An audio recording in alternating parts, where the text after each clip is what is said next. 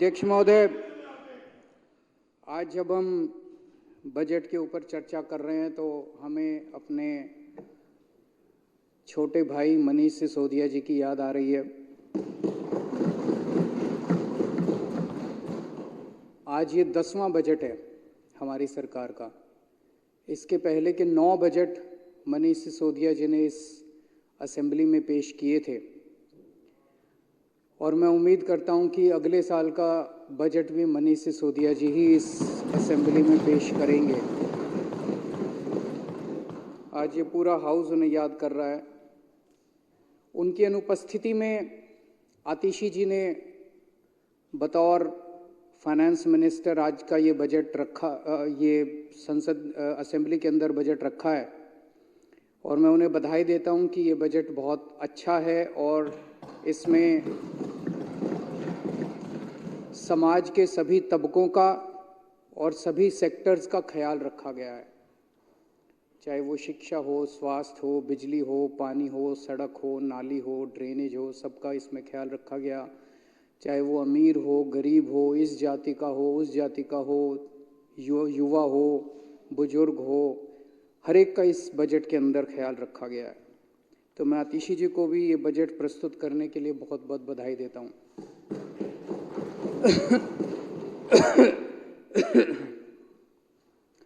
अध्यक्ष महोदय, 2014-15 में इस देश में 2 घटनाएं घटी।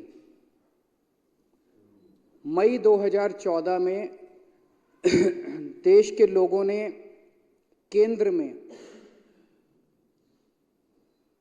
मोदी जी को भारी बहुमत देके, बीजेपी को भारी बहुमत देके 282 सीट आई थी शायद पहली बार इनकी 2014 में। 282 सीट देके, भारी बहुमत देके केंद्र के अंदर उनकी सरकार बनाई और उसी वर्ष के अंत में फरवरी 2015 में एक आधे राज्य दिल्ली के अंदर दिल्ली की जनता ने 70 में से 67 सीट देके भारी बहुमत से दिल्ली में आम आदमी पार्टी की एक नई पार्टी की सरकार बनी।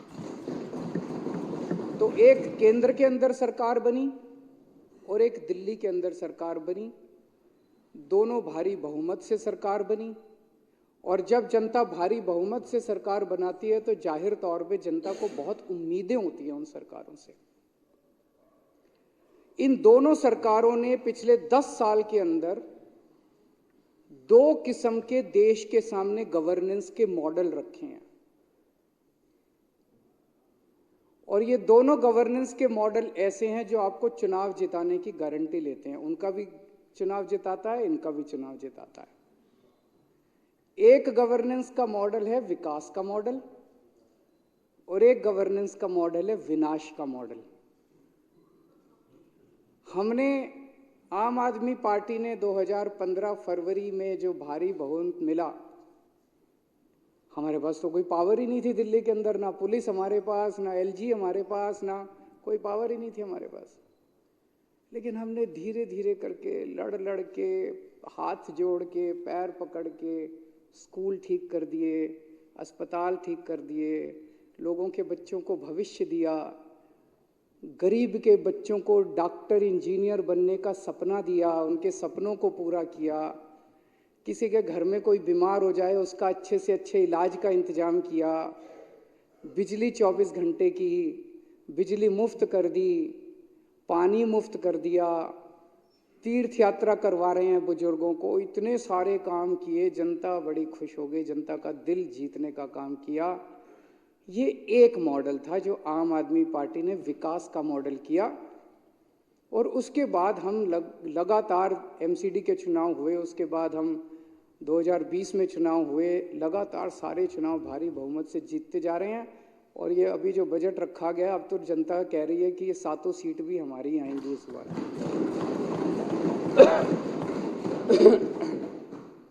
ये था विकास का मॉडल।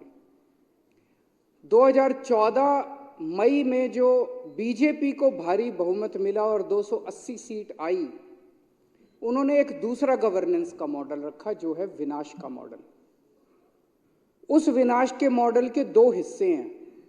एक हिस्सा है सामने सारी पार्टियों को कुचल दो, खत्म कर दो, खरीद लो, तोड़ दो, गिरफ्तार कर लो, जेल भेज दो, ईडी लगा दो, सीबीआई लगा दो, सामने कोई बचेगा ही नहीं तो चुनाव किसके बीच में होंगे? फिर तो यही है। ये दूसरा मॉडल है जिसके अंदर आप विपक्ष को एक एक करके खत्म करते जाते हो, सरकारें गिरा देते हो, एमएलए तोड़ लेते हो, गिरफ्तार कर लेते हो, धमकी देते हो। और इनके विनाश मॉडल का दूसरा हिस्सा है कि पूरे देश में कहीं कोई विपक्ष की सरकार अच्छा काम कर रही हो, उनके कामों को रोको, खुद अच्छा काम नहीं करो, उनको अच्छा काम करने से रोको। अगर कोई देश हित में इस देश में दूसरी सरकार कोई काम कर रही है तो उसको अच्छा काम करने से रोको। ऐसा नहीं कि इनको देश ने मौका नहीं दिया अच्छा काम करने का। गुजरात में 30 साल से इनकी सरकार है, 30 साल में एक स्कूल ठीक नहीं किया इन्होंने, एक सरकारी स्कूल ठीक नहीं किया। अभी जो गुजरात के अंदर विधानसभा के चुनाव हुए, उसमें एक दिन प्रधानमंत्री जी का मन किया कि मैं, ये मनीष सिसोदिया रोज जा जाके स्कूलों में फोटो खिंचवाता है डेस्क पे बैठ बैठ के, तो एक दिन प्रधानमंत्री जी का मन किया मैं भी जाके डेस्क पे बैठ के फोटो खिंचाऊं। तो उन्होंने तय किया कि मैं गुजरात के किसी सरकारी स्कूल में जाके डेस्क पे बैठ के बच्चों के बीच में फोटो खिंचवाऊंगा। पूरे गुजरात में ढूंढा इन्होंने, 30 साल में एक स्कूल ऐसा नहीं मिला पूरे गुजरात में जहां प्रधानमंत्री जी जाके इज्जत के साथ फोटो खिंचवा सकते। तो उन्होंने टेंट में एक टेंट लगाया गया और उस टेंट के अंदर 5 बच्चे बिठाए गए, 4 डेस्क बिठाए गए, एक फर्जी टीचर सामने, और वहां प्रधानमंत्री जी को फोटो खिंचाया। अगले दिन जब हमारे कार्यकर्ता वहां पहुंचे, वो टेंट भी नहीं था और क्लासरूम भी नहीं था और स्कूल भी नहीं था, टीचर भी नहीं था, बच्चे भी नहीं थे। तो ऐसा नहीं कि देश ने इतना भारी बहुमत दिया, ये चाहते तो देश का दिल जीत सकते थे। अगर ये कुछ काम कर लेते तो आज इनको ईडी की जरूरत नहीं पड़ती, सीबीआई की जरूरत नहीं पड़ती, पुलिस की जरूरत नहीं पड़ती, इनकम टैक्स की जरूरत नहीं पड़ती। जनता वैसे ही कहती है यार इनको, जैसे दिल्ली में कहती है। दिल्ली में तो हमारे पास पावर ही नहीं है, हमने कौन सी ईडी फीडी छोड़ रखी है इनके पीछे। खूब फल फूल रहे हैं ये लोग भी, सारा विपक्ष फल फूल रहा है, लेकिन दिल्ली की जनता के दिल में तो हम लोग हैं ना। इन्होंने ईडी का और पैसे, आज इनके पास पैसे की कोई कमी नहीं है, पता नहीं कितना पैसा कमा रखा है। अब जब सुप्रीम कोर्ट ने कहा इलेक्टोरल बॉन्ड किस किस ने, तो बता ही नहीं रहे किस किस कितने बॉन्ड किसको किस पार्टी ने दिए। और ये तो 1 नंबर का पैसा जो इलेक्टोरल बॉन्ड से, 2 नंबर का पता नहीं कितना पैसा का। एक एक एमएलए 25 करोड़ 50 करोड़ 100 करोड़ में एमएलए खरीद रहे हैं पूरे देश के अंदर जाके। इन्होंने उत्तराखंड की सरकार गिरा दी। उत्तराखंड में लोगों ने कांग्रेस की सरकार बनाई, हरीश रावत की सरकार बनाई, एमएलए खरीद के, एमएलए तोड़ के इन्होंने उत्तराखंड की सरकार गिरा दी।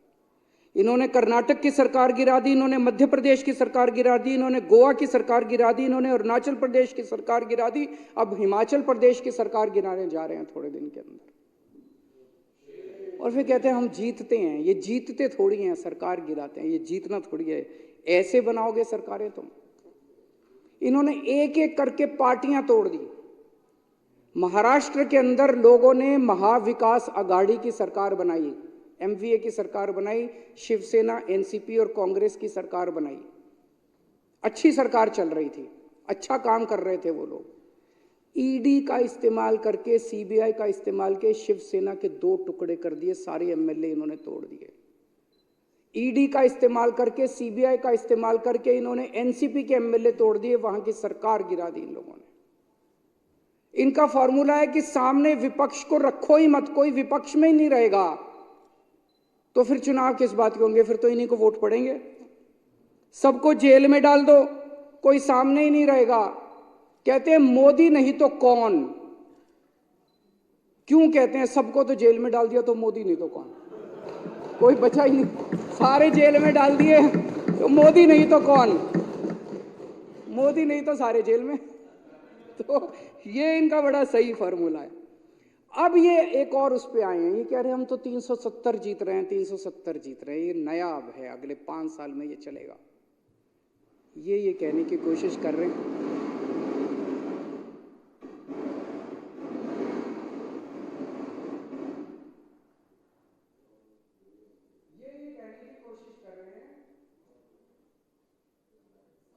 ये कहने की कोशिश कर रहे हैं कि अब हमें इस देश के 140 करोड़ लोगों की जरूरत नहीं है, अब तुम्हारे वोट की जरूरत नहीं है, घर बैठो, वोट डालने आओ तो डालना, नहीं डालने आओ तो मत डालना, हमें तो 370 मिल रहे हैं, क्योंकि सामने लड़ने वाला ही कोई नहीं बचा।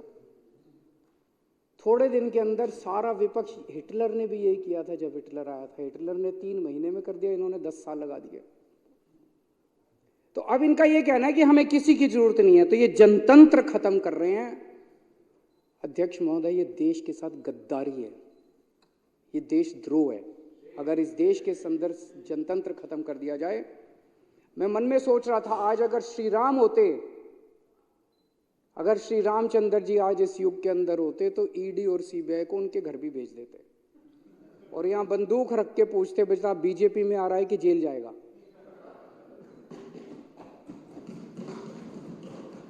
और अब ये आम आदमी पार्टी को तोड़ने में लगे हुए हैं, आम आदमी पार्टी को क्रश करना चाहते हैं, क्योंकि आम आदमी पार्टी भविष्य में इनको चैलेंज कर सकती है, देश के अंदर चैलेंज कर सकती है, अलग अलग राज्यों के अंदर चैलेंज कर सकती है। सबसे तेजी से बढ़ने वाली पार्टी है और इनके काबू नहीं आ रहे आम आदमी पार्टी वाले। इन्होंने मनीष सिसोदिया जी को जेल में डाल दिया, इन्होंने सत्येंद्र जैन जी को जेल में डाल दिया, इन्होंने संजय सिंह को जेल में डाल दिया, अब ये मुझे जेल में डालने की तैयारी कर रहे हैं। पूरा चारा केजरीवाल को जेल में डालेंगे, केजरीवाल पूरी प्लानिंग कर रखी है। मैं बीजेपी वाले से बात कर रहा था, बीजेपी में कई दोस्त हैं, अच्छे लोग भी हैं बीजेपी में, सारे खराब नहीं हैं।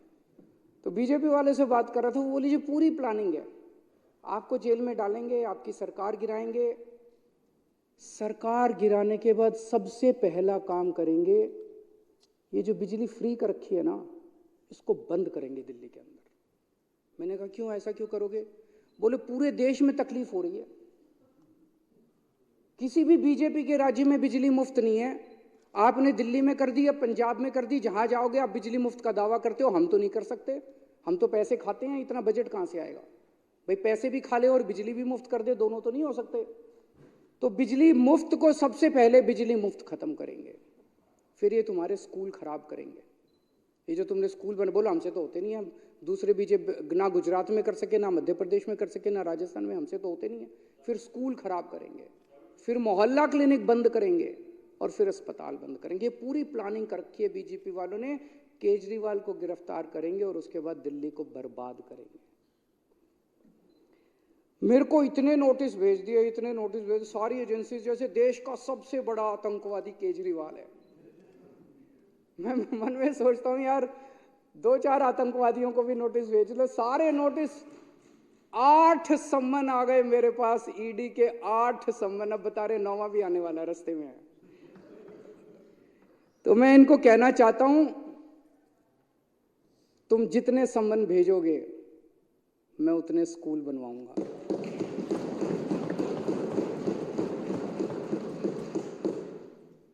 आज मैं इस सदन के अंदर घोषणा करना चाहता हूं कि 8 सम्मन आए हैं, 8 नए स्कूल दिल्ली के अंदर बनाए जाएंगे।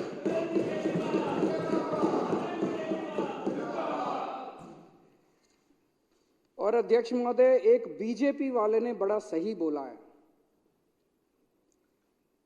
केजरीवाल से नफरत करनी है तो संभल के करना है दोस्त, केजरीवाल से नफरत करनी है तो संभल के करना है दोस्त।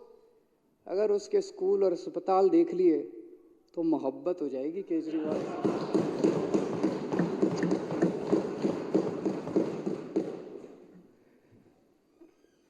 अध्यक्ष महोदय, अमेरिका में एक यूनिवर्सिटी है, कोलंबिया यूनिवर्सिटी, दुनिया की सबसे अच्छी यूनिवर्सिटीज में से एक है। कोलंबिया यूनिवर्सिटी में अगर आप जाएं तो कोलंबिया यूनिवर्सिटी के एंट्रेंस के ऊपर आपको एक बहुत बड़ा बुत एक महापुरुष का मिलता है। पूरी दुनिया के अंदर कोलंबिया यूनिवर्सिटी को एक ही महापुरुष मिला, कौन है? बाबा साहब अम्बेडकर का बुत। बाबा साहब अम्बेडकर 1915 में 13 या 15 के आसपास कोलंबिया यूनिवर्सिटी 1913 में कोलंबिया यूनिवर्सिटी पढ़ने के लिए गए थे। तो कोलंबिया यूनिवर्सिटी का कहना था कि अभी तक जितने 100-125 साल की पुरानी यूनिवर्सिटी है, जितने लोग पढ़ने के लिए आए, उसमें सबसे बेस्ट स्टूडेंट हमारा बाबा साहब अम्बेडकर थे।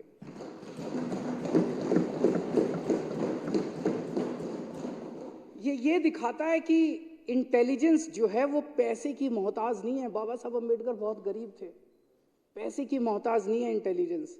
ये दिखाता है कि इंटेलिजेंस जो है वो किसी जाति का मोनोपोली नहीं है, किसी भी जाति के अंदर इंटेलिजेंट लोग हो सकते हैं।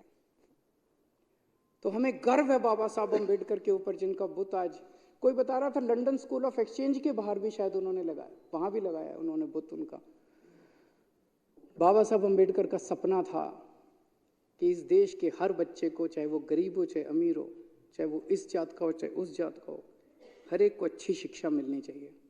आज उनका ये सपना, मुझे बेहद खुशी है। हमारे आइडल हैं बाबा साहब अम्बेडकर, उनकी फ़ोटो हम अपने घरों में भी लगाते हैं, ऑफिसों में भी लगाते हैं। आज उनका सपना हम पूरा करने की कोशिश कर रहे हैं और बाबा साहब अम्बेडकर और भगवान हमें आशीर्वाद दे कि उनका सपना हम पूरा करें। लेकिन जो काम भी आज हम दिल्ली के अंदर करने की कोशिश करते हैं, वो बीजेपी वाले, जैसे मैंने कहा, इनका विनाश का मॉडल है। ये बीजेपी वाले हर काम को रोकने की कोशिश करते हैं, लेकिन मैंने दिल्ली वालों का कोई काम रुकने नहीं दिया। देरी जरूर कर दी इन्होंने। जैसे मैं आपको उदाहरण देता हूं, दिल्ली के अंदर आज 10 साल के बाद भी, लगभग 9 साल के बाद भी हम 530 मोहल्ला क्लिनिक बना पाए। पंजाब में हमारी सरकार बनी है, फुल गवर्नमेंट है, 2 साल के अंदर हमने 830 मोहल्ला क्लिनिक बना दिए, क्योंकि वहां रोकने वाला कोई नहीं। यहाँ इतना लड़ना पड़ा मेरे को, इतना, जब शुरू में हमने मोहल्ला क्लिनिक बनाए, पहले तो एलजी साहब ने 2 साल तक फाइल नहीं पास की। 2 साल एलजी साहब, मेरे को पता है, ऊपर नीचे फाइलें। बताओ इनके पिताजी का क्या जाता था अगर दिल्ली के लोगों को अच्छा इलाज मिल जाता था? इनको क्या तकलीफ हो रही थी जो इन्होंने मोहल्ला क्लिनिक नहीं बनने दिया? इनको एक ही तकलीफ थी, केजरीवाल ने अच्छा काम कर दिया तो हमें वोट नहीं मिलेंगे। तो ये विनाश का मॉडल है, अच्छा काम नहीं करने देना, विपक्ष के लोगों को अच्छा काम नहीं करने देना। हमने मोहल्ला क्लिनिक बनाए दिल्ली के अंदर, सड़कों के ऊपर। उस टाइम एमसीडी में इनकी सरकार थी, बुलडोजर भेज के इन्होंने दिल्ली सरकार के मोहल्ला क्लिनिक बुलडोजर भेज के तोड़वा दिए। दिल्ली सरकार के मोहल्ला क्लिनिक, अरे भाई कोई इलीगल एनक्रोचमेंट हो, क्या दिल्ली सरकार के मोहल्ला क्लिनिक को इलीगल एनक्रोचमेंट माना जा सकता है? दिल्ली सरकार के मोहल्ला क्लिनिक को इन्होंने एमसीडी से बुलडोजर भेज के तोड़वा दिए। लेकिन मैं भी रुकने वाला नहीं था, दिल्ली वालों का बेटा हूं मैं, तो हमने रुके नहीं। हम 530 मोहल्ला क्लिनिक आज दिल्ली के कोने कोने में काम कर रहे हैं और अभी बन रहे हैं। इन्होंने दिल्ली के अंदर, हम सीसीटीवी कैमरे लगाना चाहते थे, इन्होंने सीसीटीवी कैमरे रुकवा दिए इन लोगों ने। एलजी साहब ने 2 साल तक फाइलें ऊपर नीचे 2 साल जब नहीं साइन की एलजी साहब ने फाइल, तो मैं, गोपाल राय, सतिंदर जैन और मनीष सिसोदिया एलजी के घर के अंदर घुस के हमने धरना दिया और फाइल साइन करा के लाए एलजी से। काम रुकने नहीं दिया, लेकिन 2 साल पहले हो जाता वो काम। जो 2 साल एलजी साहब ने लगा दिए, 2 साल पहले हो जाता वो काम। इन्होंने घर घर राशन स्कीम हम करना चाहते थे, उन्होंने वो साइन राशन की स्कीम पास करने दी। अभी पिछले हफ्ते पंजाब जाके मैं घर घर राशन की स्कीम लागू करके आया हूं। पंजाब में लागू हो गई, पंजाब में लोगों को राशन मिलने लग गया। मुझे पूरी उम्मीद है दिल्ली के लोगों के लिए एक दिन मैं करके दिखाऊंगा। पिछले साल इतने घटिया लोग हैं ये लोग, इन्होंने 2 महीने के लिए मेरे दिल्ली वालों को इतना सताया। 2 महीने के लिए इन्होंने दिल्ली के अस्पतालों के अंदर दवाइयां बंद कर दी। दिल्ली के अस्पतालों में खिड़की के बैठने वाले जो ऑपरेटर होते थे, जो रजिस्ट्रेशन करते थे, लाइन लगती है, रजिस्ट्रेशन कराता है, एक आदमी मरीज आता है, वो वहां बैठने वाले कर्मचारियों की तनख्वाह रोक दी इन लोगों ने। पाप चढ़ेगा इन लोगों को, इनको लगता है ये खुदा हो गए, लेकिन खुदा तो कोई और है, खुदा तो ऊपर है, भगवान तो ऊपर है, भगवान देख रहा है, इनको पाप चढ़ेगा इन लोगों को। हमारे हिंदू धर्म में कहते हैं कि अगला जन्म भी होता है, ये आत्मा जो है दूसरा शरीर धारण करती है, अगले जन्म में इनका क्या हाल होगा, मैं सोच के मैं जिस तरह से ये दवाइयां रोक रहे हैं, टेस्ट रोक दिए इन्होंने, मोहल्ला क्लिनिक के सारे टेस्ट बंद कर दिए इन लोगों ने, मोहल्ला क्लिनिक की बिजली काट दी इन लोगों ने, मोहल्ला क्लिनिक का किराया बंद कर दिया इन लोगों ने। 2-3 महीने तो मेरे दिल्ली वालों को तकलीफ हुई, लेकिन मैं भी नहीं रुका, मैंने सारा दोबारा चालू करा दिया, दिल्ली वालों का सारा दोबारा चालू कर दिया। अध्यक्ष महोदय, गौतम बुद्ध के जीवन से एक कहानी सुनते हैं। सिद्धार्थ गौतम उनका नाम होता था। जब छोटे बच्चे थे, एक दिन सिद्धार्थ गौतम, वो एक राजा के बेटे थे। सिद्धार्थ गौतम एक दिन जब बगीचे में घूम रहे थे, अचानक उनके सामने एक हंस आके गिरा। उसके हंस को तीर लगा हुआ था, किसी ने तीर मारा हुआ था, वो तीर लगा और वो पक्षी जो है वो सामने आके उनके गिरा। सिद्धार्थ गौतम ने जाके उस पक्षी को उठाया, तीर निकाला, मरहम पट्टी की और उसकी जान बचाई। इतने में सिद्धार्थ गौतम का चचेरा भाई देवदत्त सामने से दौड़ा दौड़ा आया और देवदत्त आके सिद्धार्थ गौतम को बोलता है कि ये पक्षी मेरा है, इसको तीर चला के मैंने गिराया है, ये पक्षी मुझे दो। सिद्धार्थ गौतम कहता है ये पक्षी मेरा है क्योंकि इसकी जान मैंने बचाई है। तो वो कह रहा है कि ये पक्षी मेरा है, इसको मैंने मारा है। ये कह रहा है ये पक्षी मेरा है, इसे मैंने बचाया है। तो दोनों भाई लड़ते लड़ते राजा के दरबार में जाते हैं, राजा के सामने पूरी कहानी सुनाते हैं और राजा बोलता है कि दोनों भाई अलग अलग खड़े हो जाओ। पक्षी को बीच के अंदर रख दिया जाता है ताकि पक्षी तय करेगा कि मैं किसके साथ जाऊंगा। और पक्षी धीरे धीरे धीरे धीरे चलते चलते सिद्धार्थ गौतम के पास आ जाता है। ये बचपन से सुनते आ रहे हैं कहानी, इसमें बताया जाता है कि मारने वाले से बचाने वाला बड़ा है। आज दिल्ली के अंदर आम आदमी पार्टी सिद्धार्थ गौतम है, देवदत्त वो बीजेपी है और ये हंस दिल्ली की जनता है। बीजेपी रोज तीर चला रही है दिल्ली की जनता के सीने के अंदर, बीजेपी रोज मार रही है दिल्ली की जनता को। आम आदमी पार्टी रोज बचा रही है दिल्ली की जनता को, मरहम कर रही है, पट्टी कर रही है, उसके जख्म दूर कर रही है। और जाहिर तौर पे पूरी की पूरी जनता आम आदमी पार्टी की तरफ आ रही है।